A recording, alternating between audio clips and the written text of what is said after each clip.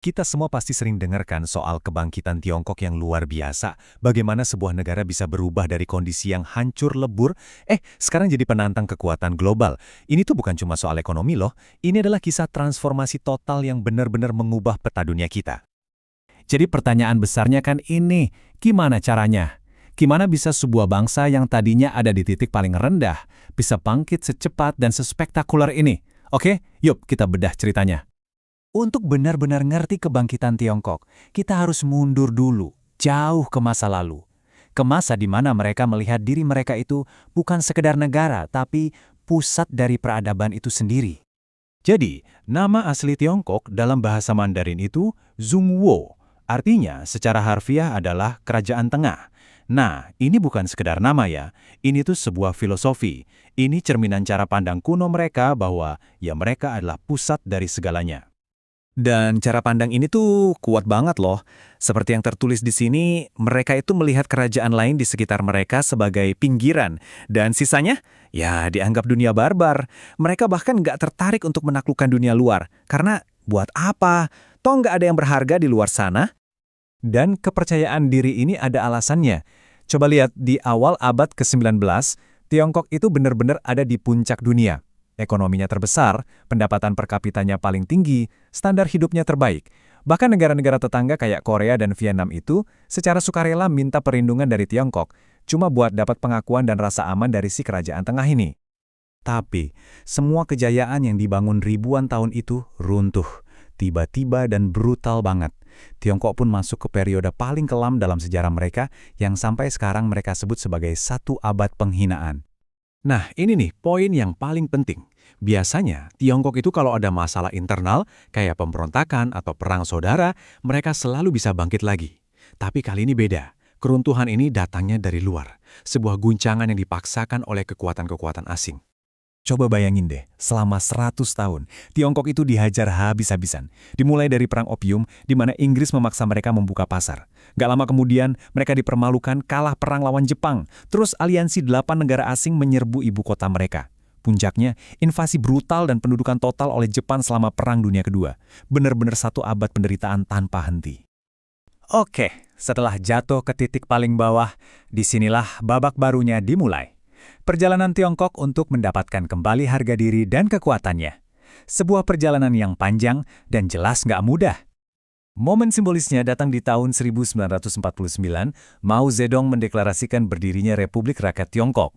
Nah, bagi rakyat Tiongkok, ini adalah penanda akhir dari era penghinaan itu dan awal dari perjuangan untuk membangun kembali negara mereka. Tapi, era Mao itu ternyata penuh dengan kekacauan internal dan isolasi dari dunia luar. Titik balik yang sesungguhnya baru datang setelah Mao meninggal. Tahun 1976, Deng Xiaoping mengambil alih kepemimpinan.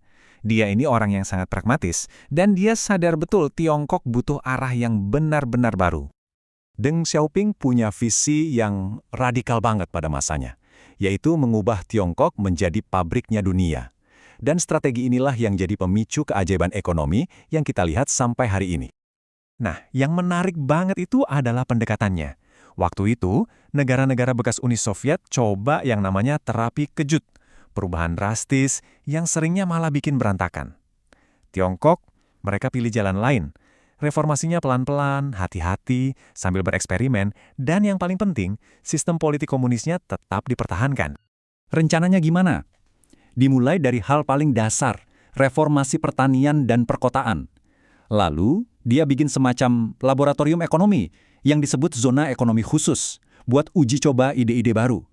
Puncaknya, membuka pintu lebar-lebar untuk investasi asing dan mengizinkan adanya kapitalisme yang terkendali, sesuatu yang nggak kebayang di eranya Mao. Oke, biar kebayang seberapa sukses strategi ini, kita lihat angkanya ya. Di tahun 1980, pas reformasinya baru mulai, total investasi asing yang masuk ke Tiongkok itu cuma 57 juta dolar. Dan lihat lonjakannya. 4 dekade kemudian, di tahun 2020, angkanya meledak jadi 163 miliar dolar. Ini lompatan yang gila banget, yang mengubah Tiongkok jadi magnet investasi dunia. Dan hasilnya, tentu saja, di tahun 2009, Tiongkok berhasil menyalip Jerman jadi eksportir nomor 1 di dunia. Sebuah posisi yang mereka pegang sampai detik ini. Mereka benar-benar jadi pabriknya dunia. Tapi mungkin dampak yang paling bikin kita takjub itu ya dampak sosialnya. Menurut data Bank Dunia, pertumbuhan ekonomi ini berhasil mengangkat 800 juta orang dari kemiskinan ekstrim. Ini adalah pencapaian pengentasan kemiskinan terbesar dalam sejarah umat manusia. Luar biasa. Oke, Tiongkok sudah bangkit, superpower baru telah lahir. Tapi pertanyaannya sekarang adalah, superpower yang seperti apa mereka ini? Ada argumen kuat yang bilang kalau mereka mungkin akan menggunakan kekuatan mereka dengan cara yang sangat berbeda dari para pendahulunya. Nah, di sini kita bisa lihat perbedaannya.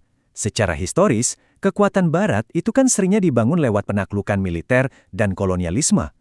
Tiongkok, di sisi lain, kelihatannya lebih fokus pada kekuatan ekonomi, menggunakan perdagangan dan investasi masif seperti Belt and Road Initiative untuk membangun pengaruhnya. Mau lihat contoh paling nyata? Kita lihat Irak. Amerika Serikat masuk dengan kekuatan militer yang akhirnya malah menimbulkan kebencian dan diminta pergi. Sebaliknya, Tiongkok masuk sebagai mitra ekonomi, jadi investor utama yang membangun kembali negara itu. Dua pendekatan yang benar-benar berbeda.